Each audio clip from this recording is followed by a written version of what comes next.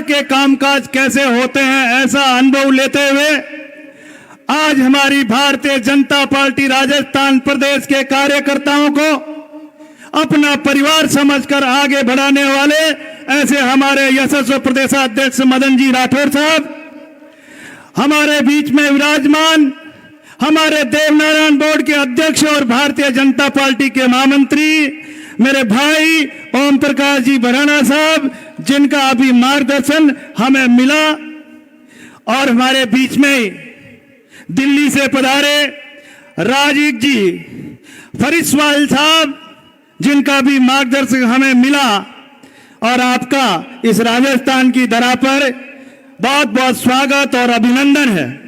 हमारे बीच में विराजमान श्री हरिराम जी रीणवा साहब, पूर्व किसान मोर्चा के अध्यक्ष, और मनोज जी भारत जिला अध्यक्ष सिक्कर, ये भी जब से अध्यक्ष बने हैं। निश्चित रूप से मैं जब भी इधर आता हूं तो ये कार्यकर्ताओं का हौसला अफजाई करने का काम करते हैं और हमेशा कार्यकर्ताओं को लेकर आगे खड़े रहते हैं। ऐसे हमारे अध्यक्ष जी श्री श्रवण चौधरी जी, श्री चरवण चौधरी जी ऐसी शख्सियत है जो कि हमारे यशस्वी प्रधानमंत्री नरेंद्र मोदी जी के विकसित भारत को अगर सही मायने में उसके संकल्प को आगे बढ़ाएंगे तो हमारे युवाओं को जिस तरह से शिक्षित करके और आप उस विकसित भारत 2047 के विकास में योगदान देने के योग्य बनाने वाले बच्चों को यह आगे बढ़ाएंगे और उस मिशन को पूरा करेंगे। ऐसे हमारे सम्मानीय श्रवण जी चौधरी साहब, जो इस विधानसभा के पूर्व में प्रत्याशी भी रहे, श्री रतन जी जलधारी जी हमारे वरिष्ठ नेता हैं, और इनके साथ भी मुझे विधानसभा में सदस्य रहने का मौका मिला। ऐसे हमारे पूर्व विधायक रतन जी जलधारी साहब, श्री गजानन जी कुमावत प्रत्याशी दातारामगढ़, श्री बाबू सिंह जी और बाजौर, और इस मंच पे विराजमान सभी सम्मानित गण, सामने विराजमान मेरे पिता तुल्य बुजुर्ग, मेरे युवा दोस्तों, और इस पार्टी के देवतुल्य कार्यकर्ताओं और मेरी मातृ शक्ति को प्रणाम करता हूं। साथियों, मुझे गर्व इस बात का है कि मैं इस भारतीय जनता पार्टी का सदस्य हूं, जो विश्व में सबसे बड़ी पार्टी है, और मुझे गर्व इस बात का भी है जिस पार्टी का कार्यकर्ता आज इस देश का मुख्य सेवक है, माननीय यशस्वी प्रधानमंत्री नरेंद्र मोदी जी। आपने देखा होगा कि जिस तरह से भारतीय जनता पार्टी ने इस देश में नरेंद्र मोदी जी ने 11 साल पहले इस देश की बागडोर संभाली थी, जब यह देश आर्थिक दृष्टि से 11वें नंबर पे था, जो आज उनका ये देश, ये अपना देश आज चौथे स्तंभ पे है और तीसरे स्तंभ पे आने की तैयारी में है। ऐसे यशस्वी प्रधानमंत्री जिनका विजन है विकसित भारत 2047 और विकसित भारत 2047 के लिए जो ये आत्मनिर्भर भारत का सपना और संकल्प दिला रहे हैं, वो भी इस बात को दोहराता है कि जब तक मैं इस देश के जो अन्य हमारे पीछे रह गए समाज के लोग, उन समाज के अंतिम छोर पे बैठे लोगों को अगर मैं आगे की इस समाज की मुख्य धारा में नहीं लाऊंगा, जब तक मैं ऐसे देश को विकसित भारत का दर्जा नहीं दिला सकता हूं। इसलिए लोक कल्याणकारी योजनाओं के द्वारा हमारे अंतिम छोर पे व्यक्ति बैठा है, उसको इस समाज की मुख्य धारा में लाने का जो काम कर रहे हैं, ऐसे यशस्वी प्रधानमंत्री जी का सपना और विजन है कि आत्मनिर्भर भारत के लिए हमारी स्वदेशी चीज ही हमारे को अपनानी चाहिए, जो हमारे देश में निर्मित होती है। जो हम कहते हैं कि local for vocal, her district का प्रोडक्ट हर डिस्ट्रिक्ट में कौन कौन सा है, उसको हम विश्व स्तर की पहचान दिलाने का काम करें, क्योंकि ये राजस्थान ऐसी तरह है जिसमें अनेक संभावनाएं हैं।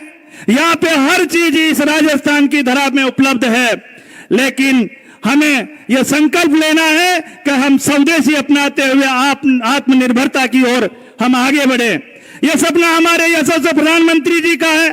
जब प्रधानमंत्री जी ने सत्ता संभाली, जब हमारे पूर्व पीढ़ी के लोग कहा करते थे, क्या कभी ऐसे काम हो जाएंगे जिनकी आस लगा लगा के बैठे थे?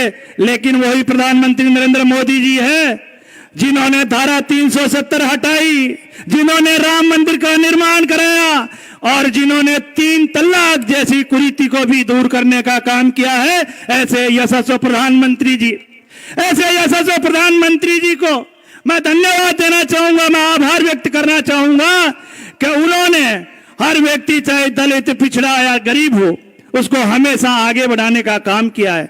मैं माननीय प्रदेश अध्यक्ष जी, आपका मैं आभार व्यक्त करना चाहूंगा भाई, ये राजस्थान प्रदेश का और राष्ट्रीय नेतृत्व का मैं आभार प्रकट करना चाहूंगा कि जिन्होंने मेरे जैसे कार्यकर्ता, जो छोटी सी ढाणी में रहने वाला एक गरीब किसान का बेटा, जिसको अगर मान और सम्मान देने का काम किया है और इस राजस्थान का उप मुख्यमंत्री बनाने का काम किया है, तो भारतीय जनता पार्टी की सरकार ने किया है। यह सम्मान मेरा नहीं है, मेरी समाज का सम्मान है। यह प्रेमचंद बैरवा का सम्मान नहीं, यह मेरी समाज का सम्मान है। इसलिए ऐसी पार्टी का सदस्य होने में मुझे गर्व है। और ऐसी पार्टी जो आज इस दुनिया में हमारे यशस्वी प्रधानमंत्री नरेंद्र मोदी ने जो हमारे देश का मान और सम्मान बनाने का काम किया, इसलिए मैं आपसे निवेदन करना चाहता हूं कि ऐसे प्रधानमंत्री जी जिन्होंने बाबा साहेब भीमराव अंबेडकर जी के पंच तीर्थ निर्माण कर अगर दलित समाज का सम्मान करने का काम किया है, तो आदरणीय नरेंद्र मोदी जी ने किया है। और उन्हीं चीजों को संकल्प लेते हुए हमारे यशस्वी मुख्यमंत्री भजन लाल शर्मा जी ने जब 2 साल पहले इस राजस्थान की बागडोर संभाली थी, तो इस संकल्प के साथ संभाली थी कि मैं भी विकसित राजस्थान बनाने का काम करूं। और उसके लिए जब आते ही उन्होंने पेट्रोल डीजल में भाव समानांतर करके और इस राजस्थान के हर वर्ग को लाभ पहुंचाने का काम किया। हमारी माता और बहनों के लिए रसोई गैस कम करने का काम किया। हमारे गेहूं का समर्थन मूल्य बढ़ाकर उन्होंने हमारे किसान भाइयों को राहत देने का काम किया और उनकी सम्मान निधि में भी 6,000 जोड़ने का काम किया। हर वर्ष 1-1 हजार बढ़ाने का जो काम कर रहे हमारे यशस्वी मुख्यमंत्री भजन लाल शर्मा जी ने किया। हमारे ईआरसीपी की योजना लाकर आज उसकी डीपीआर बनाकर अगर समझौता किया है, तो हमारे यशस्वी मुख्यमंत्री भजन लाल शर्मा जी ने किया है। और आज इस राइजिंग राजस्थान लाकर और 35 लाख करोड़ का जो इन्वेस्टमेंट एमओयू किया है, उससे कम से कम आज 5 से 7 लाख के कार्य धरातल पर आ चुके। ये विजन है कि पहले साल में राइजिंग राजस्थान करके हमारे युवा जो बेरोजगार थे उनको रोजगार देने का काम भी करेंगे और हमारा इंफ्रास्ट्रक्चर बढ़ाने का भी काम करेंगे, हमारे इस राज्य की आर्थिक स्थिति भी बढ़ाने का काम करेंगे। तो ये भारतीय जनता पार्टी की सरकार डबल इंजन की सरकार है, जो एक विजन लेके चलती है, जो इस राष्ट्र के लिए एक राष्ट्र नीति तैयार करके राष्ट्र निर्माण का काम करने वाली पार्टी है। इसलिए मेरे भाइयों, हम सब मिलकर आज यही संकल्प लेंगे कि हमारी स्वदेशी चीज हम अपनाएं और आने वाले विधानसभा चुनाव में सरवण जी भाई साहब, आपको मैं कह रहा हूं कि हम सब मिलकर इस फतेहपुर को फतेह करने का काम करें। यही मेरा आप लोगों से निवेदन है। जय हिंद, जय भारत।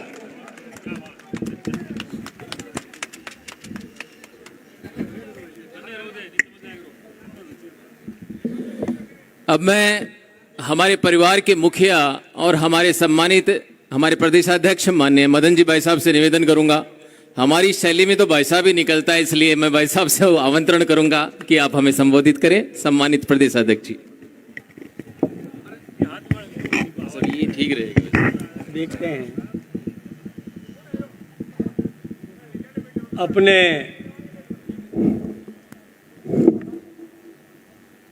इस इलाके के पूजनीक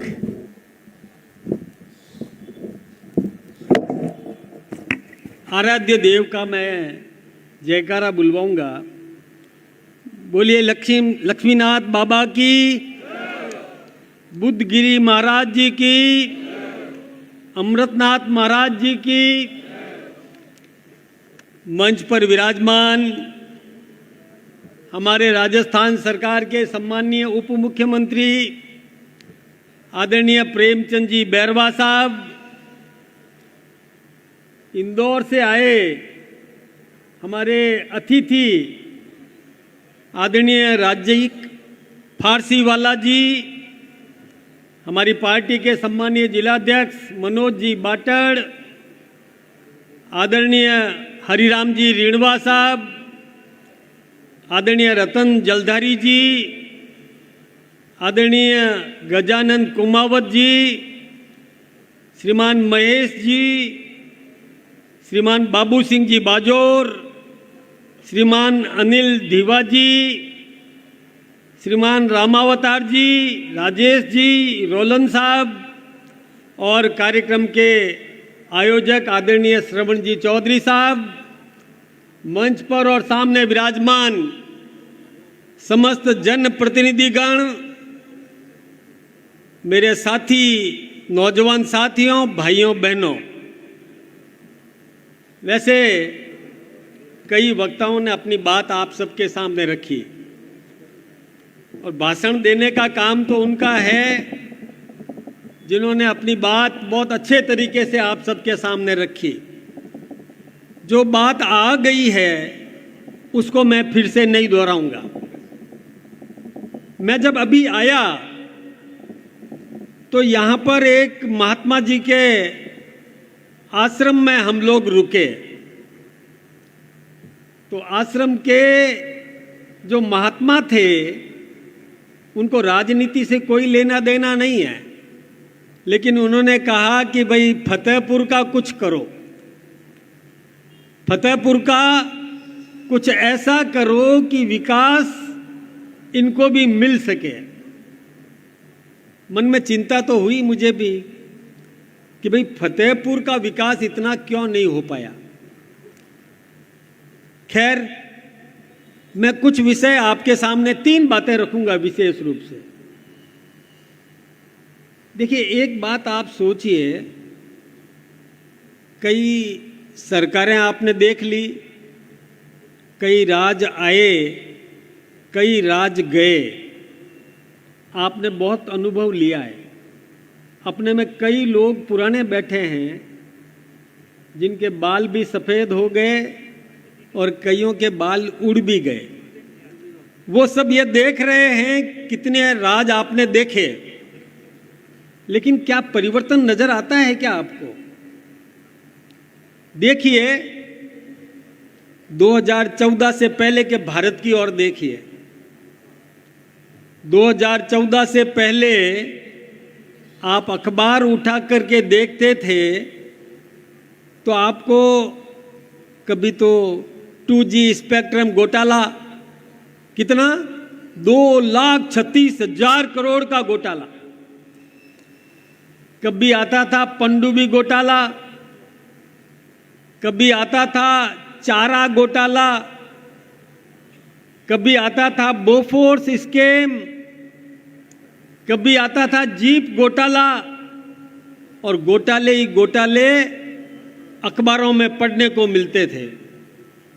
और जब से 2014 के बाद, जब से नरेंद्र मोदी जी देश के प्रधानमंत्री बने, उसके बाद कोई घोटाला सुनने को मिला है क्या?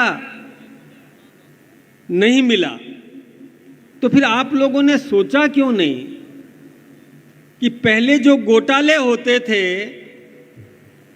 और अब घोटाले नहीं हो रहे हैं, तो फर्क तो नजर आना चाहिए ना? देखना चाहिए कि नहीं देखना चाहिए? पहले एक महाराष्ट्र के, जहां से आपके ही पड़ोसी, मध्य प्रदेश के पड़ोसी, महाराष्ट्र के कांग्रेस के मुख्यमंत्री थे सुशील कुमार शिंदे। उन्होंने खुलेआम कहा था कि घोटाले घोटाले होते रहेंगे, चिंता मत करो, ये जनता तो भूल जाती है, जब चुनाव आए तो अपनी पगड़ी इनके पैरों में रख दो, ये तो आशीर्वाद दे देंगे।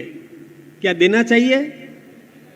अब आप एक विचार करो, जब घोटाले होते हैं, ये पैसा किसका था?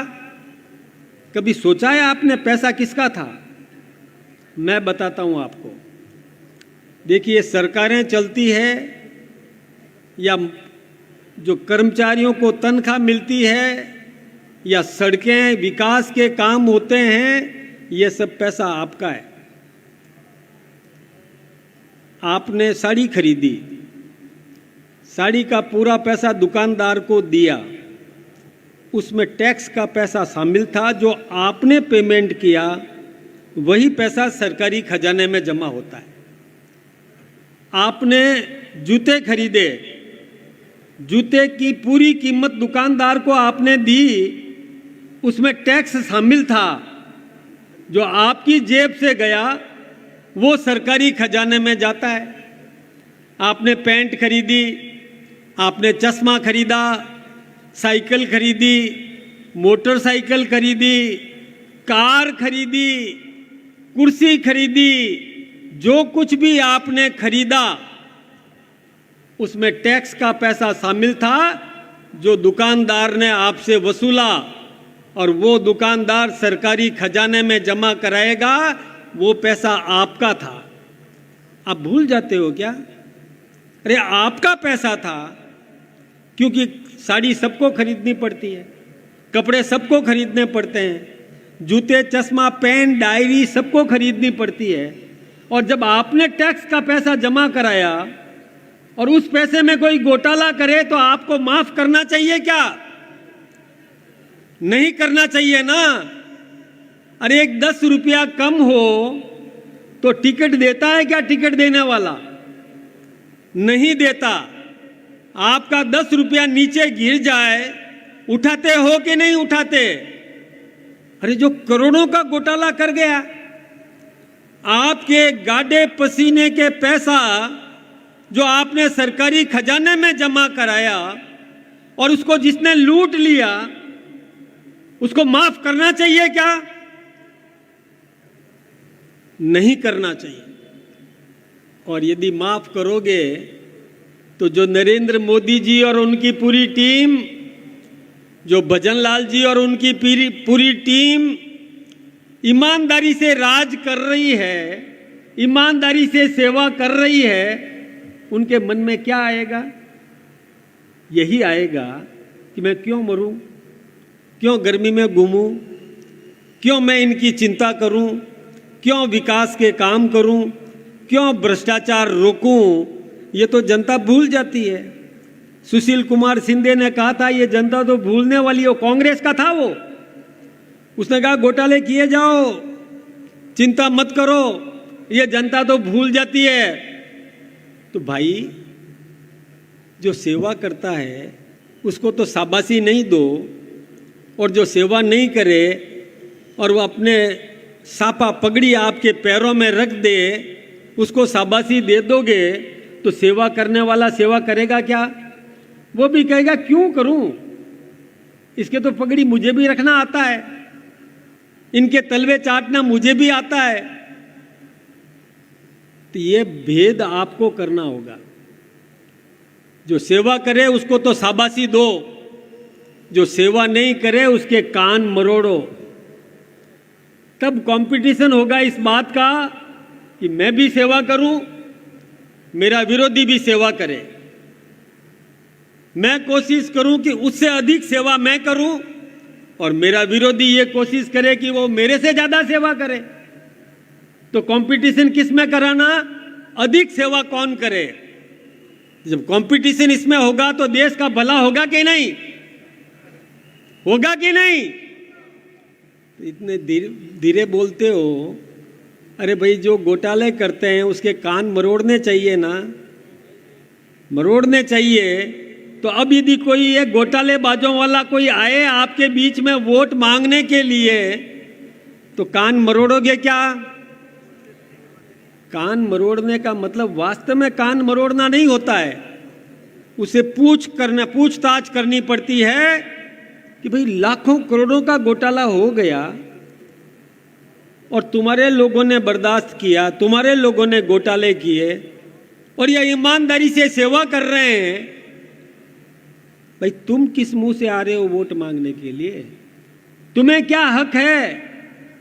जो घोटाले घोटाले घोटाले रोजाना घोटाले पढ़ने को मिलते थे, अब घोटाले नहीं मिल रहे हैं, अब हो रहा है विकास। आपको मालूम है पहले 36 प्रकार के टैक्स लगते थे।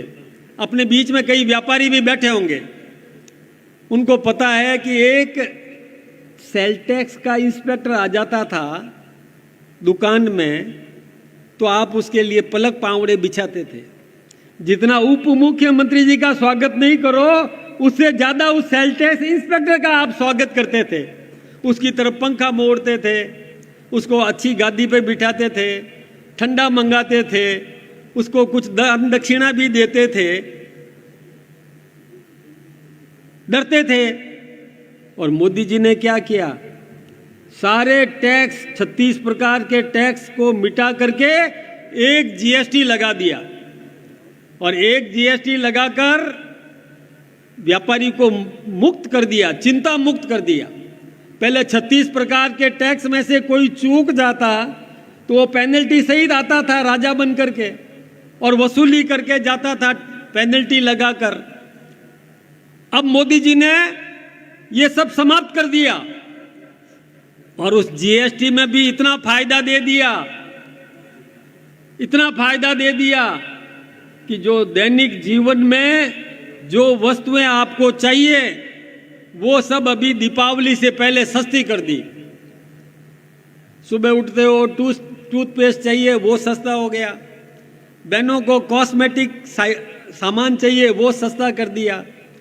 चप्पलें सस्ती हो गई, कपड़े सस्ते हो गए, चश्मा सस्ता हो गया, साइकिल सस्ती हो गई, कार सस्ती हो गई। ये सब सस्ते हो गए, ये सस्ते हुए हैं।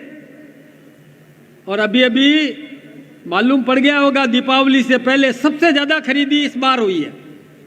तो ये सब पैसा मोदी जी कहां से लाए? अपने घर से तो लाए नहीं, वो तो गरीब परिवार से थे। वो सब पैसा बचाया, इन चोरों से बचाया।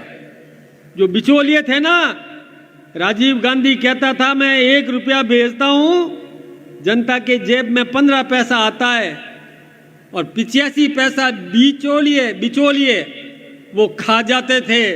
और मोदी जी ने उन बिचौलियों का ये बंद कर दिया। अब पूरा रुपया भेजते हैं, पूरा रुपया आपके खाते में आता है। ऑनलाइन पेमेंट हो गया, हाँ, तो पूरा का पूरा पैसा आता है।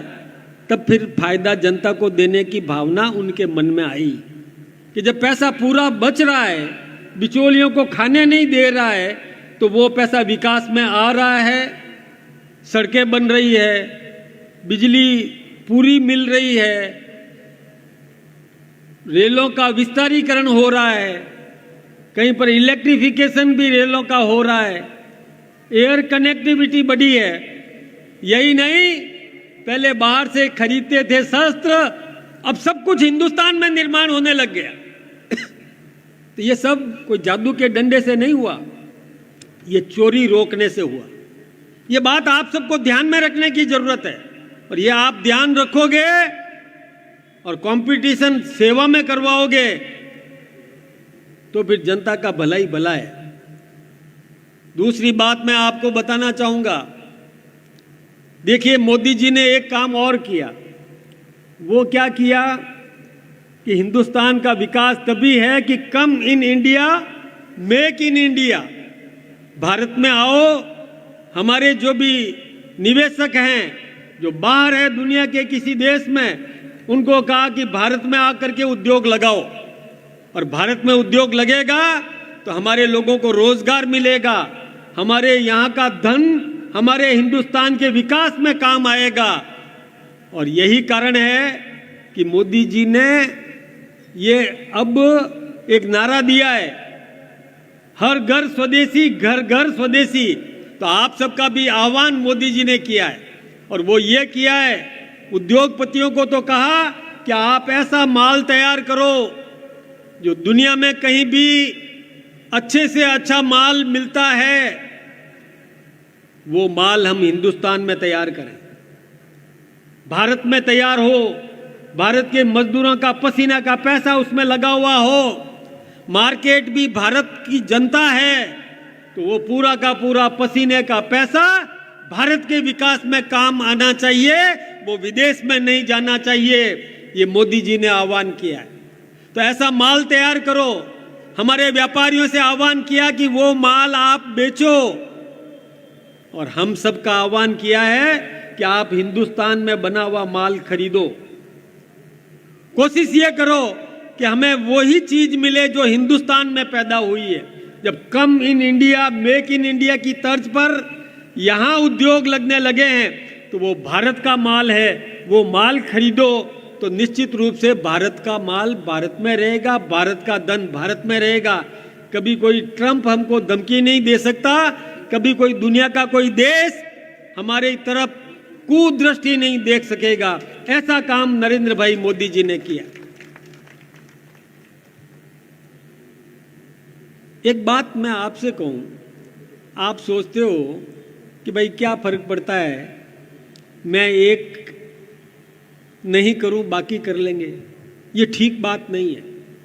और जहां चोरी होती है उसको यदि आप बर्दाश्त करोगे तो चोर का हौसला बढ़ेगा और ईमानदार डरेगा। एक बात आपको मैं एक उदाहरण देता हूं। आप यहां बैठे हो अपने घर में और खिड़की खुली हुई है। ध्यान से सुनना मेरी बात। खिड़की में से आप देख रहे हो कि एक गुंडा एक रास्ते चलती बेटी को, बच्ची को छेड़ रहा है और आप अपने घर की खिड़की बंद कर देते हो, क्योंकि आप तो सीधे साधे हो, आप तो भोले भाले हो, अच्छे भले आदमी हो और अपनी खिड़की बंद कर देते हो। तो ये कोई भला आदमी, भलापना है क्या? ये भलापना नहीं है। यदि आपने खिड़की बंद कर दी तो वो गुंडा और बड़ा गुंडा बनेगा और आपने हिम्मत नहीं दिखाई तो पड़ोसी भी हिम्मत नहीं दिखाएगा, वो भी डरेगा और गुंडा राज पैदा हो जाएगा। इसलिए बर्दाश्त मत करो, ये भ्रष्टाचार बर्दाश्त मत करो। कहीं भी भ्रष्टाचार हो रहा है मुखर होकर के बोलो, बर्दाश्त नहीं करना। तब दूसरे की भी, पड़ोसी की भी हिम्मत होगी, वो भी आपके साथ आवाज में आवाज लगा करके बोलेगा, तब इन भ्रष्टाचारियों की दुकानें बंद होगी। ये हिम्मत तो आपको दिखानी पड़ेगी, चिल्लाना पड़ेगा, डांटना पड़ेगा, डपटना पड़ेगा। तब पड़ोसी भी आपकी मदद के लिए आएगा और गुंडे के हौसले पस्त हो जाएंगे और ईमानदार लोगों का और एक अच्छा वातावरण बनेगा। ये बात हम सबको ध्यान रखने की जरूरत है। और मैं आपसे निवेदन करना चाहूंगा कि आप भले ही आज जितनी संख्या में यहां बैठे हो, ये बात आप गांठ बांध लो और ये बात आम नागरिक को सुनाओ, उसको समझाओ कि क्यों भ्रष्टाचार बर्दाश्त करते हो, मेरे गाढ़े पसीने का पैसा क्यों बर्बाद कर रहे हो। मोदी जी ने एक काम और किया है। मोदी जी ने किया कि पहले हमारा कच्चा माल बाहर जाता था, अब उसको रोक दिया कि यहां कुटीर उद्योग स्थापित करो, उसके लिए जीएसटी में फायदा उसको दे दिया। यही नहीं, पहले हमारा डॉक्टर, हमारा इंजीनियर, हमारा वैज्ञानिक, हमारा बहुत जानकार प्रोफेसर, वो तैयार होकर के विदेश में चला जाता था। अब आपने कभी सोचा कि एक डॉक्टर को तैयार करने में उस परिवार का पैसा तो लगता ही लगता है, उसे 20 गुना अधिक पैसा सरकार का लगता है, आपका लगता है, क्योंकि कॉलेज बनानी पड़ती है, प्रोफेसर्स लगाने पड़ते हैं, लेबोरेटरीज देनी पड़ती है, सामग्री देनी पड़ती है, उसको इंफ्रास्ट्रक्चर्स देने पड़ते हैं। वो सब आपके गाढ़े पसीने का पैसा है और वो बाहर जाकर के हमारी प्रतिभा, फायदा दूसरे देश को दे, ये मोदी जी को स्वीकार्य नहीं था। मोदी जी ने कहा नहीं, अब हमारा वैज्ञानिक हिंदुस्तान में अपनी प्रतिभा दिखाएगा। तभी तो कैसे कैसे हमने शस्त्र तैयार कर दिए, ब्रह्मोस जैसे, चंद्रमा पर झंडा गाड़ दिया। ये हमारे वैज्ञानिकों ने हिंदुस्तान में करके दिखाया। अब हमारी प्रतिभा बाहर नहीं जाएगी, उस प्रतिभा का उपयोग हिंदुस्तान में होगा, क्योंकि उसको तैयार करने में इस जनता का गाढ़ा पसीना का पैसा लगा है। ये मोदी जी ने व्यवस्था करी। अच्छा काम किया ना, तो शाबाशी देनी चाहिए। इस बात का हम सबको ध्यान रखने की जरूरत है।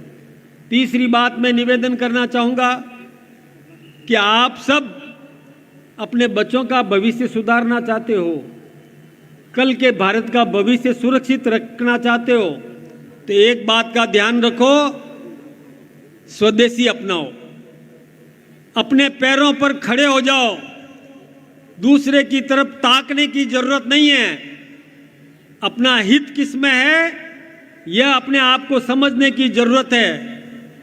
यही आह्वान करने के लिए एक शपथ दिलाऊंगा मैं आप सबको, एक प्रतिज्ञा दिलाना चाहूंगा। तो मैं चाहूंगा कि आप सब भी ये प्रतिज्ञा लें। मुझे मालूम है कि कुछ लोगों को गर्मी लग रही है, मुझे भी लग रही थी, मैंने भी जैकेट उतार दिया। गर्मी आपको भी लग रही है, मुझे पता है। तो सर्वांगीण विकास करने के लिए, इस देश के आम आदमी को मजबूत करने के लिए जो कुछ भी करना होता है वो हमारे डबल इंजन की सरकार कर रही है। जब भजनलाल जी राजस्थान के मुख्यमंत्री बने थे तो आप सबको पता होगा कि उस समय बिजली नहीं मिलती थी, बिजली पैदा करने के प्लांट भी बंद हो गए थे, क्योंकि कांग्रेस ने जाते जाते कोयले की जगह लिग्नाइट डाल दिया था, उसमें बिजली पैदा ही नहीं होती थी, कारखाने ठप हो गए। लेकिन भजनलाल जी ने कहीं से भी व्यवस्था करी, व्यवस्था करके बिजली दी। भजनलाल जी ने पेपर लीक के अपराधियों को गिरफ्तार किया, नौजवानों के भविष्य को सुरक्षित करने का काम किया। भजनलाल जी ने 1 लाख से अधिक लोगों को सरकारी नौकरियां देने का काम किया, पुलिस को मजबूत करने का काम किया, महिला पुलिस कर्मी को स्कूटी देने का काम किया, और बाकी पुलिस को और बोलेरो नई नई गाड़ियां देने का काम किया।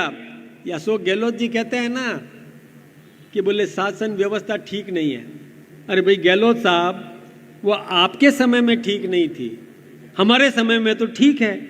आपके समय में तो आप होटलों में बैठ करके अपने विधायकों के साथ बांधे रखने का काम करते थे, और आपके उप मुख्यमंत्री वो अपने समर्थक विधायकों को लेकर के बैठे रहते थे। आपने तो सेवा करने का काम ही नहीं किया। कांग्रेस के समय में पुलिस मार खा के आती थी, और हमारे समय में एक भी मामला ऐसा बता दे गहलोत साहब जिसमें अपराधी नहीं पकड़ा गया है, एक भी मामला नहीं बता सकते। जो भी अपराध हुए सारे अपराधियों को गिरफ्तार करके जेल में बंद करने का काम किया। अरे गहलोत साहब बिहार में बोलते हैं कि हम नौजवान को लाए, क्या नाम है उसका, तेजस्वी। तो फिर राजस्थान में नौजवान को क्यों नकारा निकम्मा कह दिया भाई? राजस्थान में तो जो नौजवान था सचिन, उसको तो कहा ये निकम्मा है, नकारा है, और वहां जाकर के नौजवान की दुहाई दे रहे हो बिहार में। और हमारे यहाँ तो 74 साल के गहलोत साहब अभी भी दूध पीते हैं, कसरत करते हैं। दो दर्जे की बात नहीं चल सकती। बात करो तो सोच समझ के करो। एक बात करो, राजस्थान में शासन व्यवस्था बहुत अच्छी चल रही है, राजस्थान की सरकार बहुत अच्छा काम कर रही है। अब वो कई बार कई प्रकार की बातें करते हैं। कभी तो पहले तो जादूगर कहलाते थे अपने आप को, जादूगर, और अब वो भविष्यवेत्ता भी बनने का काम कर रहे हैं। अरे जादूगर होते तो आपका राज जाता नहीं। क्यों ठग विद्या करने का काम करते हो भाई? सही धरातल पर आओ, सेवा करो। मैंने कहा कंपटीशन इस बात में कराओ कि ज्यादा सेवा कौन करे, और ये यदि कंपटीशन अपन शुरू से करवाते तो आज हमारे देश में विकास की जरूरत नहीं रहती। हम सब विकास के लिए लगे रहते। तो एक बात हम सबको समझनी होगी कि हम आज जो संकल्प मैं आपको दोहराना चाहता हूं, बैठे बैठे दोहराओगे या खड़े होकर के दोहराओगे? खड़े हो जाएंगे? तो फिर एक बार देश के हित के लिए, हमारी भावी पीढ़ी के लिए, अपने बच्चों के भविष्य के लिए, और हम सबको ये संकल्प लेना है। मैं बोलूंगा, जब मैं कहूं कि मैं, तो आप अपना नाम बोलेंगे, हाथ आगे करें। मैं मदन राठौड़ आज दिनांक 25 अक्टूबर 2025 को यह संकल्प लेता हूं कि